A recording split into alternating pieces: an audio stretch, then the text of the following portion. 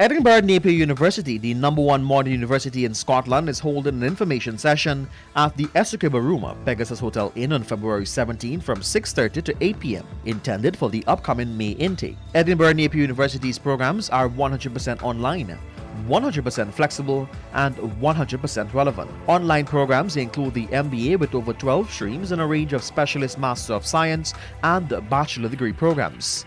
Visit www.seidegrees.com to make a reservation. That's www.seidegrees.com.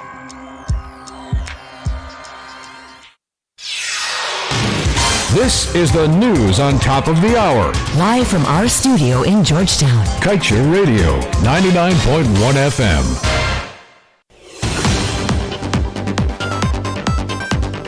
Good evening, my name is Amrita Koshal and this is your nightly newscast. Without further ado, let's get to the news in detail. The $126 billion coming from the Natural Resources Fund will be pooled with other revenue streams in the Consolidated Fund, which will pay for government's programs for the year. This was among the conclusions made when the members of the National Assembly met yesterday for the final day of the consideration of the national estimates for 2022.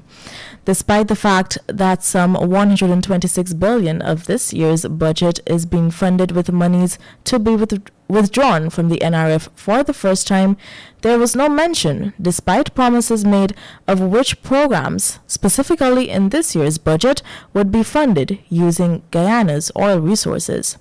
In fact, Minister within the Office of the President with responsibility for finance, Dr. Ashley Singh, intimated that the money is in fact being used as budgetary support. With more than $15 billion allocated in this year's budget for the payment of other employment costs, Singh also informed the House that it is too early to pronounce on what level of salary increase would be provided to public servants for this year. And moving on, we now tell you President Ali has jumped into the ring to defend his Vice President Barrett Jagdeo, who has been fighting to stave off public scrutiny following allegations of bribery and corruption, which surfaced only this week. The president, during the sidelines of an event on Thursday, told reporters that the reporter from Vice News merely came with allegations and no solid proof against his vice president. The president claims that even though the allegations are untrue, the matter continues to be sensationalized. Ali said that he is focused on building his One Guyana through honesty, integrity, and hard work. During an interview that surfaced on February 7th but was conducted since February 1st, a reporter from American news agency Vice Media put to the vice president that sources have revealed that the only way to get business done in Guyana is to bribe him. And in other stories, we now tell you executives at SBM Offshore, the Dutch company which built the Liza Destiny, are thrilled about their future with Guyana, the world's most exciting exploration hotspot. Their state of euphoria is rooted in the fact that Guyana has been approving ExxonMobil's oil production projects in the Stabroek Block at industry-leading speeds. This has actually allowed SBM to benefit tremendously in the process. In light of the tremendous work it has received to date from Guyana, SBM was pleased to announce on Thursday that its project portfolio is on a record high, while adding that it sees cash flow visibility into 2050 totaling over $29 billion. Thanks to the projects it has in Guyana, Bruno Chabas, CEO of SBM Offshore, noted that in 2021 the company was able to return $343 million to shareholders through dividends. Moving on, American oil giant ExxonMobil announced earlier today that it has commenced oil production at Guyana's second offshore development area called Liza Phase 2 in the Stabroek Block. Along with the Liza Phase 1 project, this will bring total production capacity to more than 340,000 barrels per day. This second project comes comes only 7 years after the country's first discovery in 2015. The company also noted that production at the Liza Unity FPSO vessel is expected to reach its target of 220,000 barrels of oil later this year, as operations continue to be brought safely online. It adds to the more than 120,000 barrels per day of capacity at the Liza Destiny FPSO. ExxonMobil said it anticipates that 4 FPSOs with a capacity of more than 800,000 barrels per day will be in operation on the Stabroek Block by year end of 2025. Time check for you, 19 hours 8. We will return with more news for you shortly after the break.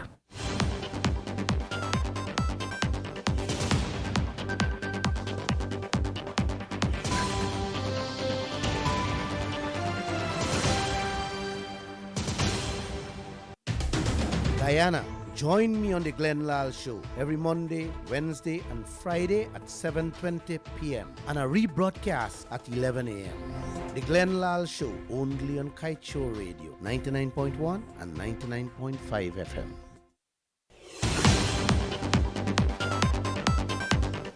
And now back with more news in detail.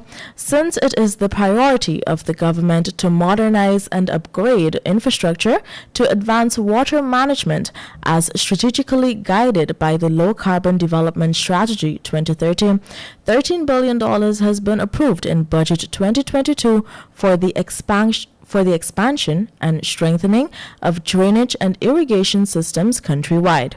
Of that allocation, the Ministry of Agriculture has said $1 billion will be invested in the urgent acquisition of equipment needed to enhance flood protection and build operational capacity. According to Minister of Agriculture Zulfikar Mustafa, mobile pumps will be strategically placed in locations that are considered flood-prone areas. He said that earth-moving equipment such as long and short boom excavators will be purchased to help build the nation's flood protection systems. He added that this is crucial to the update of the National Drainage and Irrigation Authority current fleet of machines. Mustafa also said that this will improve the drainage and irrigation systems along with the flood-prone agriculture areas. Moving on, the government has committed to transitioning towards a greener economy utilizing renewable energy such as solar and hydropower and to move away from the use of fossil fuels such as hydrocarbon-powered electricity generation plants. In pursuing this agenda, however, the government has resorted to borrowing hundreds of millions of dollars from a number of bilateral partners and international financial institutions to fund a number of small hydropower projects in some hinterland areas. This is in addition to a number of other small projects such as small wind and solar farms to be constructed as part of the administration's energy diversification matrix.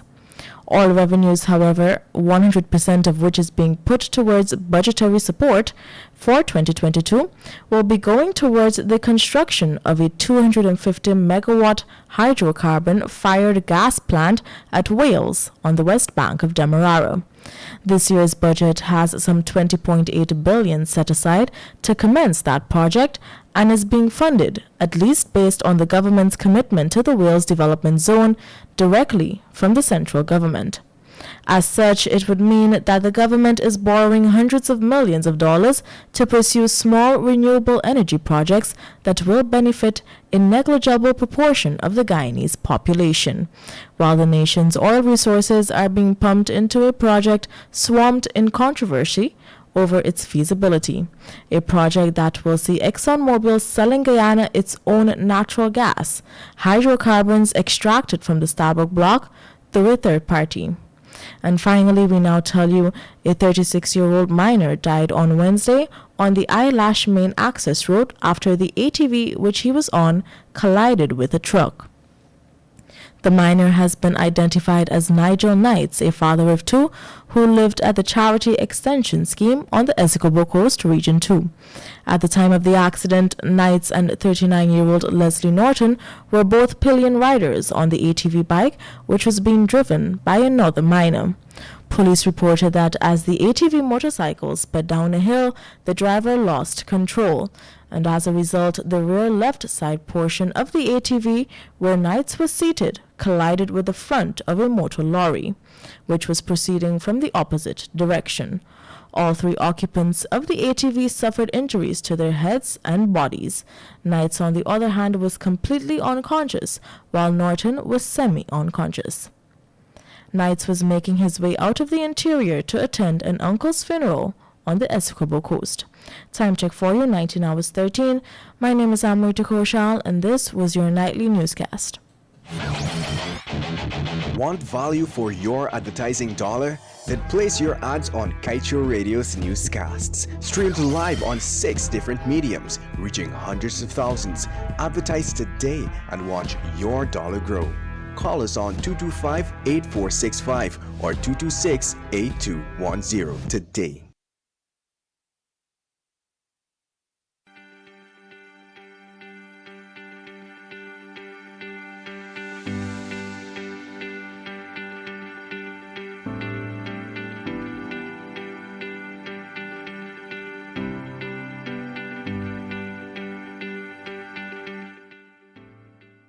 It's Friday.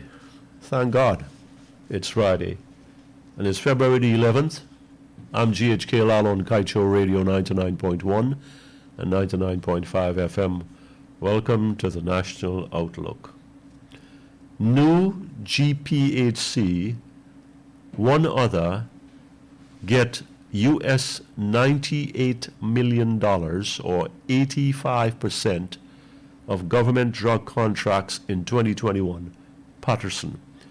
Dr. Ramroop paid to store medical supplies at QA2 complex. Oh my.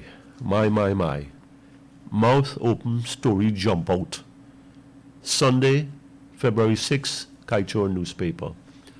Well, somehow that doesn't surprise me, and it shouldn't have surprised you.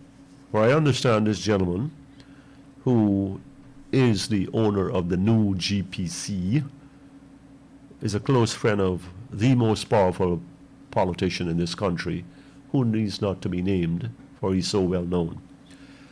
And so the procurement of drugs, $1 billion sector in this country, one of the biggest in the government's budget, the Ministry of Health, for 2021, one friend of a government leader, close friend, best friend, and another, with a check on record allegedly, got 85%, US $98 million total in drug contracts out of the amount that could have been awarded or allocated.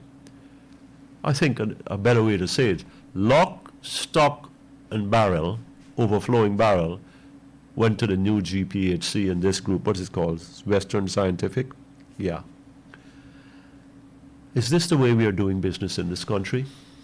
I think if it is, and I think it is, you better expect more as we go forward into 2022, 23, 24, and ahead. I don't care what President Ali says about transparency and accountability. We ain't going to get that. I want to repeat that. I don't care what President Ali says about transparency and accountability. We are not going to get that here in Guyana, because he has not delivered on that commitment. Not when one man can get 85% of the contracts. That sector is dominated by suppliers who are of, shall I say, one political constituency, of one demographic of this country. I think it's almost exclusively one demographic. So, is the claim going to be, well, they are political people, they are tainted with the politics of the other side? I don't think that could be said, but yet, even they can't get a piece of the action. So, because the friend has to get it. And not only has to get it, 85%, him and the other fellow. The other.